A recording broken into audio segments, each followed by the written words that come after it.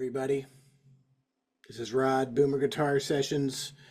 Yesterday, along with the rest of the world, I found out that somebody very important to my childhood passed away. So it was July 22nd, 2025. We were recording one of the bands that I mentor. It was a teen band that I mentor. We were recording an original piece, original song, and while we were putting down guitar tracks, I got word that Ozzy died. I wanted to get on today, and I wanted to kind of talk about people who change your life. And I want to, first off, Ozzy, his music absolutely did change my life. And I say that I'm not exaggerating. I'm not being emotional, and I'm not being weird. Had it not been for his first two solo albums, my life would have turned out different. And I am absolutely certain of that. So to know that is like the trajectory of my life, meeting Ozzy Osbourne's music, and in particular, Randy Rhoads' influence on me. He was my second guitar hero. I would say my first guitar hero was Ace Frehley. He is the reason I started playing in fourth grade. He was cool. He was a superhero and all that. Wasn't much of a mentor. I didn't know much about him back then, but we didn't have that kind of information, and it probably it didn't grow into any kind of mentor thing. So anyway, my life, fall of 1982, my dad and I were in Hanover, Pennsylvania, looking for my first electric guitar.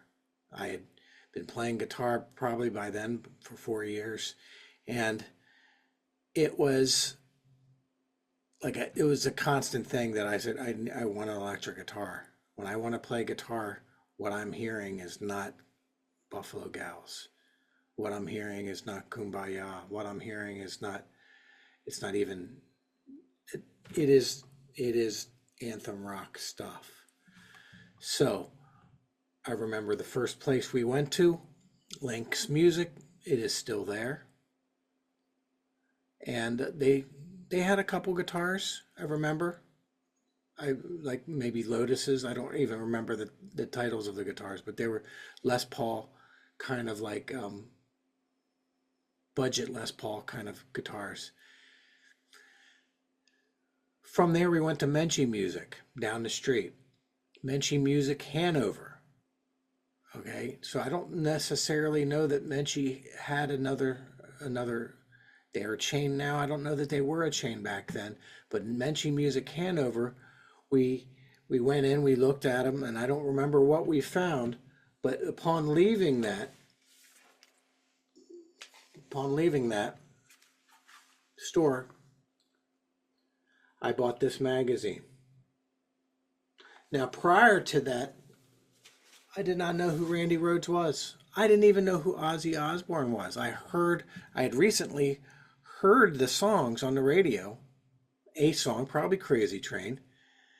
And yeah, it is like, when you hear it, it's electric, and it is exciting, and it is all the things that like a young guitar player, music nerd gets excited about. So it had all that going for it. It had all the musicianship going for it. It had it was really cool. It was really inspiring. But as I said, I couldn't put a name to the guitar playing. I didn't know that the guy was dead who played on it. So this was the magazine that we bought at Menchie Music, fall of 1982. And in the article by Joss Obrit,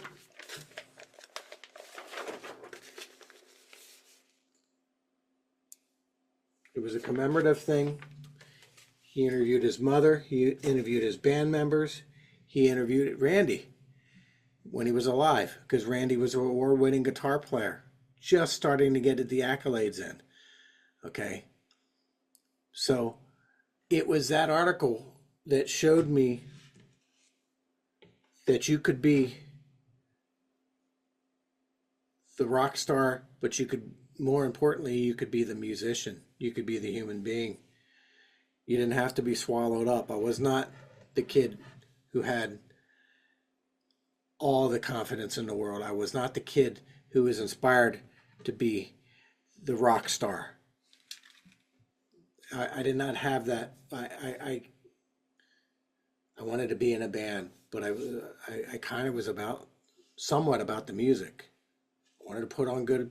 I wanted to do what I saw my favorite players doing, but what appealed Randy to me on the first end of things was the fact that he was music first and he was a good human being. He wasn't taken over by what everybody else in the music industry that you hear about in Circus Magazine was all about drugs and all about alcohol, and that's what was being sold to us. So this is what it meant to be in a rock and roll band. This is why my parents didn't get me an electric guitar for 4 years, because they were afraid I was going to be one of those glue sniffers, alcoholics. I was going to go down a wrong path in my life, because that was the fear of, they didn't want that for me. So eventually they gave in, but Randy Rhoads was that mentor. What I learned about Randy Rhoads is he was also a guitar teacher. That's what he did prior to being hired by Ozzy Osbourne. He taught guitar. He played in a band called Quiet Riot. He was a local hero in the Sunset Strip in California. They did shows with Van Halen when Van Halen was still a young band. Those guys were like competitors. So Randy formed Quiet Riot while he was still a teenager. He was barely out of his teens when he auditioned for Ozzy, and he put down on the Ozzy album, he put down some of the most inspiring guitar playing I ever heard at that time. And this is, I don't want to say 45 years later, that it is still something that I put on a pedestal. That those albums are still music I put on a pedestal. Randy is still somebody I look up to in his playing and what he created and all that stuff. I still find it inspiring. Okay. He had natural humility as well as a human being. He and Ozzy, when they would write songs, there's a rule that Randy was really not into Sabbath. He didn't really like Sabbath. He didn't want to make heavy metal like everybody else made heavy metal. Everything's in open tuning. Everything is not going to be in minor keys. Every song is not going to be in the same key. All right. So one of the rules they had was, we're not just going to play in the same key all the time. So you start with Crazy Train in F sharp minor, which never happens. We know Crazy Train now, and it seems like a normal thing. But back in the day, that would have been an E minor or A minor. It would have been in an open key. And it would have modulated to a major key in the verse. All right? Major keys weren't really a thing too much in heavy metal. Randy wasn't about obeying existing rules. He's about, like, if I'm going to do this, I'm gonna create my own thing. So he goes about recording, writing these songs with Bob Daisley. Bob Daisley coming up with lyrics. Ozzy wasn't much of a lyricist, if any. He was a melody man. Randy was coming up with the music. And in very short order, they had an album called Blizzard of Oz. It still is highly, ridiculously influential to me and thousands of others. I know I'm not the only one who he inspired and continues to inspire. Okay, so now with that said, almost right after they recorded that album, almost, it might have been months, they started recording the second album, okay, which was Diary of a Madman. So it could have been, and I don't know the exact dates, but it's like within a year, within a 12-month period, 15-month period, they recorded 2 albums that would change the world of Ozzy's career, certainly, but also heavy metal, and changed my life. Okay, so meeting Randy Rhoads in that article, you get to hear from his mother, you get to hear from his band members. His mother was a founder of a music school. His band members would say that when the bus pulled into Des Moines, Iowa, Randy would go to the phone book and search up classical guitar teachers. This is a guy whose name is in Guitar Player magazine as being the best of the best, the newest of the newest. And he's pulling up into town, not addicted to drugs, not chasing women, not doing whatever rock stars are supposed to do, but learning guitar, classical guitar in particular, from somebody, trying to learn something new that he did not. You can pick up new things from everybody, especially in classical guitar. He was not an expert at classical guitar. He wanted to be. That was what, like, in the last days of his life, he said to Ozzy, I'll record another album, we'll do another tour, we'll do a Black Sabbath tribute album, and then I'm gone. I'm going to go back to college, and I'm going to get my degree in classical guitar. That was what his lot in life. He was a constantly growing musician. He was somebody who everything that we know about Randy comes from the 2 albums and the tribute album, and none of that is near the end of his life. And according to anybody who was there, everybody who was there, he grew algebraically, like by leaps and bounds. What the last things we heard of him on the Diary of a Madman was the last recordings we've heard of him. Okay, so constantly growing as a musician, keeping his head in positive energy, not thinking he was, he could have gotten swallowed up in being, I am the greatest, like Muhammad Ali kind of thing. That's not where his head was at.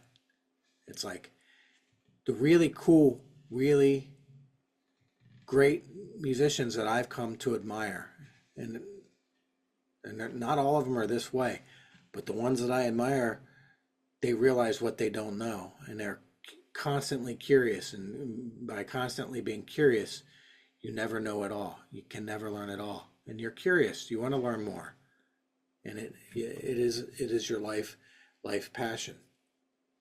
Randy provided that prototype for me. He's the reason I started studying classical guitar. He's the reason I got into Berkeley. I don't know that he's the reason I started teaching guitar. That would be Scott Anderson, who is another very important person in my life. But he certainly is, like, I am absolutely grateful, because had I not witnessed and experienced Randy Rhoads and the music of Ozzy Osbourne in fall of 1982 in that way, my trajectory would have gone a completely different way. And I love my life. I'm grateful for my life. It's not perfect, but I've called my own shots, and I've created my own music, and I could teach, and everything that I learn, I share with others, and it's a good life, and I owe it to Ozzy Osbourne. I owe it to Randy Rhoads, And this is Rod, Boomer Guitar Sessions, signing out. Thank you, Ozzy. Thank you, Ozzy. See ya. Hi, this is Rod from Boomer Guitar Sessions. I personally wanted to thank you for being part of our community. If you like what we're doing here and you want to see more of it, please hit the like, subscribe, and share. And this helps me spread my musical messages to all over the world. Thank you. I appreciate you. And always remember, you can do this.